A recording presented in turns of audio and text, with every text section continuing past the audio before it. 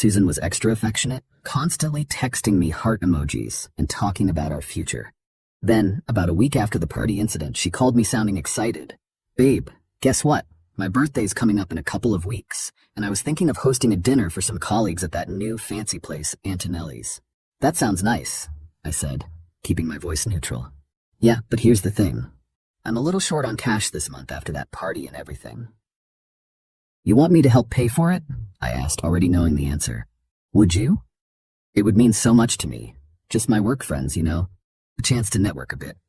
I noticed she didn't invite me to attend. "How much are we talking about?"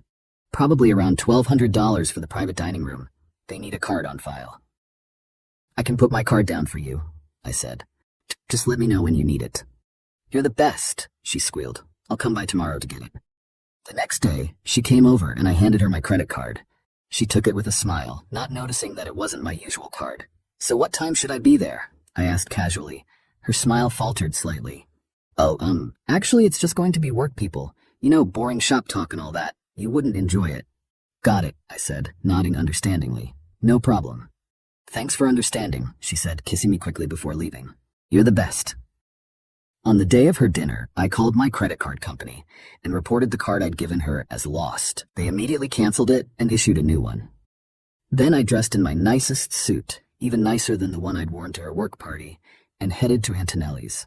Instead of going inside the main entrance, I took a seat at the bar area that had a good view of the private dining room, but was partially concealed by a decorative divider. They arrived around 7:30. Susan looking stunning in a new dress I hadn't seen before, surrounded by her colleagues. I recognized the woman from the party who'd witnessed her calling me her driver. There was also a guy I didn't recognize who kept putting his hand on the small of Susan's back. She wasn't moving away from his touch. In fact, she seemed to be leaning into it. I ordered a scotch and watched. They were laughing, taking photos, raising glasses and toasts. Susan was in her element, the center of attention. I noticed how different she looked here. Confident, animated, nothing like the often complaining girlfriend who was just an IT support person. At 9:45, right on schedule, the server brought the check to their table. I watched Susan confidently hand over my credit card, a smug smile on her face as she waved away offers from her colleagues to split the bill. "It's my birthday, please. This is my treat," I could imagine her saying.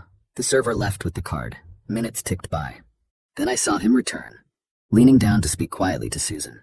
Her face changed, confusion turning to panic. She fumbled with her phone, presumably checking her banking app. Then she started frantically typing, texting me, no doubt. My phone buzzed in my pocket. "Alex, something's wrong with your card. It's declining. Call me now."